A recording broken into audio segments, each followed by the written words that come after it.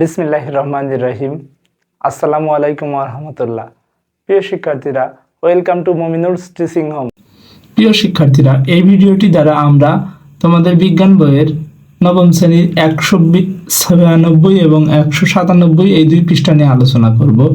এই দুই পৃষ্ঠায় আমরা বাস্তুতন্ত্রের পুষ্টি প্রবাহ, শক্তি পিরামিডের ধারণা এই সম্পর্কে বেসিক কিছু আলোচনা করব। তাই তোমাদের কাছে অনুরোধ থাকবে মূল ভিডিওটি না টেনে সম্পূর্ণ দেখার জন্য, যাতে তোমরা বিষয়টি পুরো বুঝতে পারো। তাই চলে যাচ্ছি মূল ভিডিওর আলোচনায়। Audio Jungle।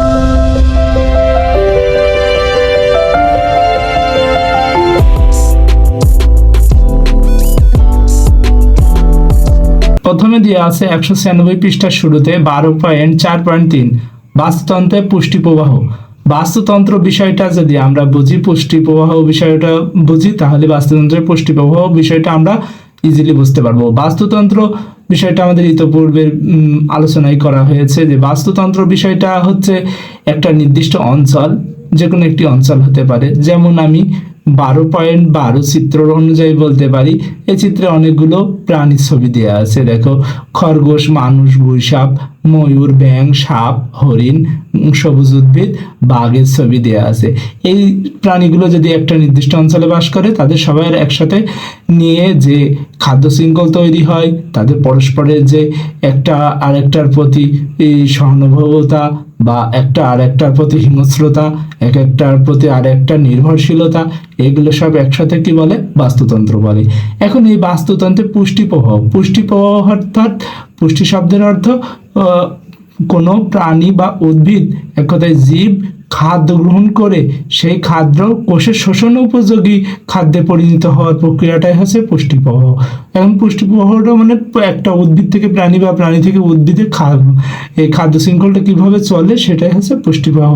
এরপরে আমরা মূল আলোচনায় আসছি। দেখো, খাদ্য শৃঙ্খল দিয়ে আমরা বিভিন্ন জীবের জীবন ধারণের জন্য খাদ্য গ্রহণের ধাপগুলো সম্পর্কে একটু ধারণা পেয়েছি, যেটা তোমাদের বইয়ের এর আগে আলোচনা করা হয়েছে। কিন্তু এই প্রক্রিয়াটিতে আমরা চাইলে পুষ্টির প্রবাহ হিসাব করে দেখতে পারি।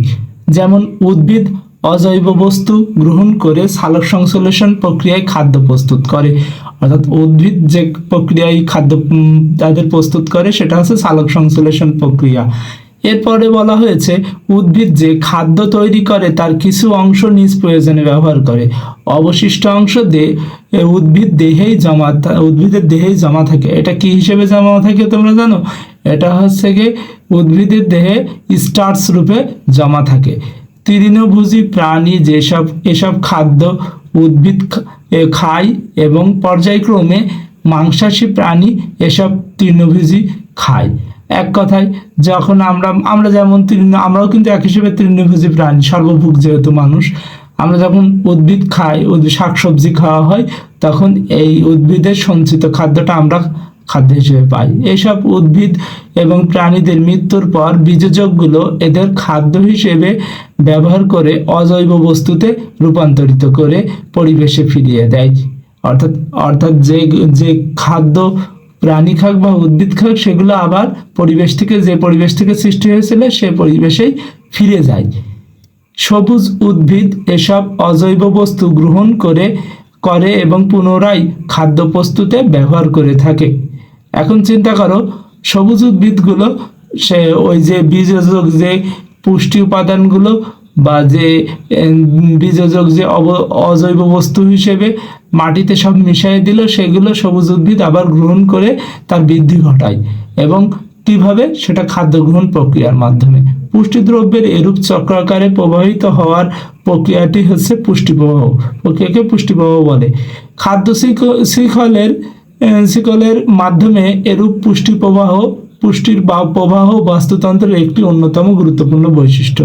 অর্থাৎ খাদ্য শৃঙ্খলও বজায় থাকে এবং পুষ্টির প্রবাহটাও চলমান, অনবরত। তাই সেটা একটা গুরুত্বপূর্ণ বৈশিষ্ট্য হিসেবে খাদ্য শৃঙ্খলের আমরা ধরতে পারি। বাস্তুতন্ত্রের প্রবাহ, energy flow of the ecosystem. যে কোনো বাস্তুতন্ত্রের শক্তির মূল উৎস সূর্য। সূর্য থেকে যে পরিমাণ আলো ও তাপ শক্তি পৃথিবীতে এসে পৌঁছায় তার বড় জোর 2% সালোক সংশ্লেষণ প্রক্রিয়ায় সবুজ উদ্ভিদ গ্রহণ করে। অর্থাৎ সবুজ উদ্ভিদ সালোক সংশ্লেষণ প্রক্রিয়ায় সূর্যের 2% আলো গ্রহণ করে, কিন্তু 98% আলো লাগে না, প্রয়োজন পড়ে না। ওই 2% শক্তি দিয়েই উদ্ভিদের খাদ্য প্রস্তুত সম্ভব হয়। প্রথমে বস্তুতন্ত্রের প্রথম স্তরের খাদক তৃণভোজী প্রাণীদের সবুজ উদ্ভিদের পাতা, কাণ্ড, ফুল, ফল, বীজ বা মূল খেয়ে জীবন ধারণ করে।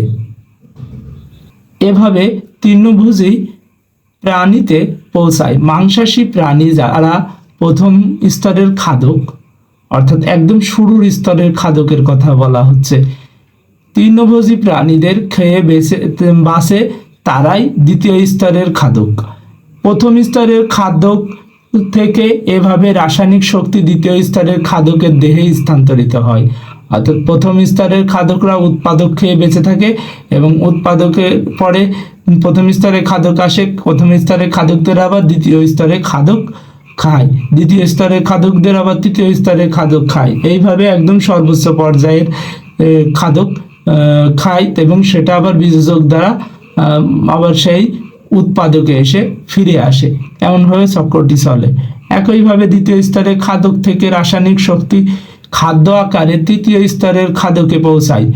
যদি তৃতীয় স্তরের খাদককে আরও উচ্চতর কোনো খাদক হিসেবে গ্রহণ করে তবে একই প্রক্রিয়ায় শক্তি সর্বোচ্চ খাদকে পৌঁছায়। খাদ্য শক্তি বিভিন্ন খাদ্য স্তরে স্থানান্তরিত হওয়াকে খাদ্য শিকল বলে। এই খাদ্য চক্রে 4-5 ধাপ পর্যায় থাকে। খাদ্য চক্রের প্রতিটি ধাপকে খাদ্য স্তর বা টপিক লেভেল বলে। এই টপিক লেভেল থেকে পরবর্তী টপিক লেভেল বা খাদ্য স্তরে শক্তি স্থানান্তরণের সময় বিপুল পরিমাণ শক্তি তাপ শক্তিতে রূপান্তরিত হয়, যা পরবর্তী খাদ্য স্তরে ব্যবহারের উপযোগী থাকে না। অর্থাৎ আমরা একটা জিনিস জানি, যখন আমরা শক্তির ব্যবহার, এটা তোমাদের জানার কথা না, কারণ এটা পরবর্তী ক্লাসে আছে। তোমরা যখন ইন্টারমিডিয়েটে উঠবে তখন জানতে পারবা যে শক্তির একটা জিনিস বিরাট অংশ শক্তি কি হয়, একটা নিয়ন্ত্রিত শক্তির থেকে অনিয়ন্ত্রিত শক্তি ব্যবস্থায় চলে যায়, যেটাকে এন্ট্রপি বলে। অর্থাৎ যে শক্তিটা কাজে লাগে না, অর্থাৎ ওই শক্তি থেকে কিছু পরিমাণ শক্তি নষ্ট হয় না, মূলত এই শক্তিটা শৃঙ্খলবদ্ধ না, আর আমরা বিশৃঙ্খল শক্তি কাজে লাগাতে পারি না, এমন ধরনের কিছু কথা বলা হয়েছে এখানে। তাই খাদ্যচক্র যত ছোট হয় তত বেশি পরিমাণ শক্তি এক স্তর থেকে অন্য স্তরের উপযোগী অবস্থায় স্থানান্তরিত হয়। যে কোনো বাস্তুতন্ত্রের একটি টপিক লেভেল যতটুকু শক্তি থাকে তার মাত্র 10% ঠিক উপরের টপিক লেভেলে সঞ্চারিত হতে পারে। মাত্র কত পার্সেন্ট দেখো, 10%, আর 90% কিন্তু শক্তি সঞ্চয় পরের স্তরে যেতে পারে না। এরপরে বলছে বাকি 90% তাপ হিসেবে পরিবেশে বিমুক্ত হয় কিংবা আংশিক অব্যবহৃত থেকে যায়। মৃত্যুর পর সব জীবের তার শক্তি গ্রহণ প্রক্রিয়া থেমে যায়। তখন ওই মৃতদেহ সঞ্চিত রাসায়নিক শক্তি বিযোজক এর কাজের ফলে ভেঙে জড় পদার্থের শক্তি আকারে আবার পরিবেশে ফিরে আসে। পরিবেশের বিভিন্ন জড় বস্তুর মধ্যে জমে থাকা এই শক্তি, যেটা বিভব শক্তি বলে, আবার উদ্ভিদের গ্রহণ উপযোগী হয়, আর এভাবেই খাদ্যের মাধ্যমে বাস্তুতন্ত্রের প্রাকৃতিক শক্তির প্রবাহ চলতে থাকে। এতটুকুই আলোচনা ছিল, কিন্তু দেখো এই পয়েন্টে আমাদের বোঝাতে চেয়েছে যে শক্তির এই যে টপিক লেভেলটা এক স্তর থেকে আর এক স্তর ঘুরে আবার চক্রাকারে কি হয়, পরিবর্তিত হতে থাকে। এর ভিতরে 10% শক্তি শুধুমাত্র ব্যয় হচ্ছে এবং 90% শক্তি আবার সেই পরিবেশে তাপ শক্তি হিসেবে ফিরে যাচ্ছে। 12.4.4 শক্তির পিরামিডের ধারণা। তোমরা ইতোমধ্যে জেনেছো যে বাস্তুতন্ত্রে একটি খাদ্য স্তর থেকে অপর খাদ্য স্তরে মাত্র 10% শক্তি স্থানান্তরিত হয়। বাকি শক্তি তাপ শক্তি হিসেবে পরিবেশে ফিরে যায়। কাজেই পরবর্তী খাদ্য স্তরে মোট শক্তির পরিমাণ কমে যায়। এ কারণে নিম্ন খাদ্য স্তর থেকে উচ্চ খাদ্য স্তর পর্যন্ত জীবের স্থানান্তরিত শক্তিকে পরপর সাজালে ক্রম হ্রাসমান আকৃতির চিত্র পাওয়া যায়, তাকে খাদ্য পিরামিড বা খাদ্য শক্তি পিরামিড বলে। এখন চিন্তা করো, এই যে পিরামিডটা আমরা 12.13 চিত্রেতে দেখতে পাচ্ছি, এইটা নির্ভর করে শক্তি স্তরের উপর ভিত্তি করে। অর্থাৎ দেখো, ওখানে বলা হয়েছিল 10% শুধুমাত্র শক্তি কাজে লাগে, বাকি 90% পরিবেশে তাপ শক্তি হিসেবে ফিরে যাচ্ছে। কিন্তু দেখো, এই শক্তির পরিমাণ যত উপর থেকে নিচে যাচ্ছে, শক্তির পরিমাণটা তত কি হচ্ছে, ক্রমহ্রাসমান, মানে কমে যাচ্ছে। অর্থাৎ শক্তি বেশি ব্যবহার করতে পারে উচ্চ স্তরের খাদক, তারপর তৃতীয় স্তরের খাদক, তারপর দ্বিতীয় স্তরের খাদক, প্রথম স্তরের খাদক, এবং সবচেয়ে কম পরিমাণ ব্যবহার করতে পারে প্রথম স্তরের বা তার নিচে যেটা উৎপাদক। এমন এরপরে আমরা পরবর্তী পৃষ্ঠায় অল্প একটু অংশ আছে, 198 পৃষ্ঠার শুরুতে আমরা এটা শেষ করব। শক্তির এই প্রবাহ সব সময় এই একমুখী, অর্থাৎ এই শক্তির প্রবাহটা সবসময় একমুখী, পিছন দিকে ফিরে আসার বা রিভার্সের সুযোগ নেই, এটা সুযোগ নেই। যদিও বা এটা চক্রিক, তারপরেও এটা পিছন দিকে ফিরে আসে না, সামনের দিকে কিছু ধাবিত হয়। এই শক্তি প্রবাহ কখনো বিপরীতমুখী করা যায় না। প্রতিটি ধাপে 90% শক্তি কমে যায়, ব্যবহারের যোগ্যতা হারায়, অর্থাৎ এগুলো বিশৃঙ্খল শক্তিতে রূপান্তরিত হয়। শক্তি এই ক্রমবর্ধমান ক্ষয় খাদ্য শিকলের আকারের 4 বা 5টি ধাপের মধ্যে সীমাবদ্ধ রাখে, অর্থাৎ 4-5টি ধাপের মধ্যে সীমাবদ্ধ রাখে। এই ধাপগুলো হচ্ছে প্রথম দ্বিতীয় স্তর উৎপাদক, প্রথম দ্বিতীয় তৃতীয় চতুর্থ, এইভাবে এমন পঞ্চম বা সর্বোচ্চ স্তরের খাদক, এমন এর মধ্যেই সীমাবদ্ধ থাকে। এমন না যে শক্তি স্তরের খাদক হতে হতে যে 100টা স্তরের খাদক হয়, এমন সম্ভব না, কারণ প্রাণীর এখানে কি আছে, সীমাবদ্ধতা আছে পৃথিবীতে, সেই জন্য এটা 4 থেকে 5টি ধাপের মধ্যে সীমাবদ্ধ।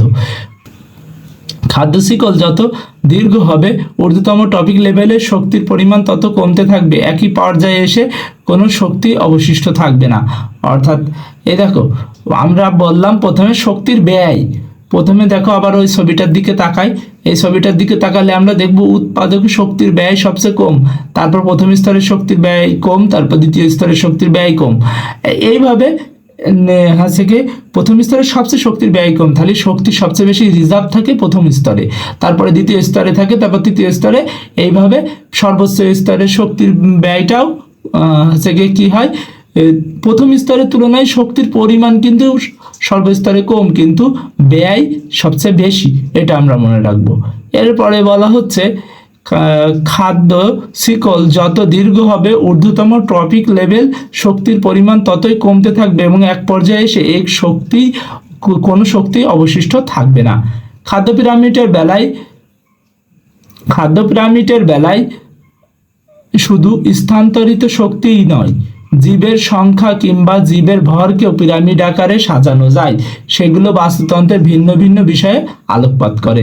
অর্থাৎ এটা আমরা যেমন খাদ্যের কি হিসেবে সাজাইছিলাম, শক্তি স্তর হিসেবে, এমনভাবে জীবের ভর হিসেবেও সাজানো যায়, জীবের আয়ুষ্কাল বা বয়স হিসেবেও সাজানো যায়, এমনভাবে বাস্তুতন্ত্রের ভিন্ন ভিন্ন বিষয়ে আলোকপাত করা যায়। এতটুকুই আলোচনা ছিল তোমাদের 196 এবং 97 পৃষ্ঠা আর 98 পৃষ্ঠার কিছু অংশ।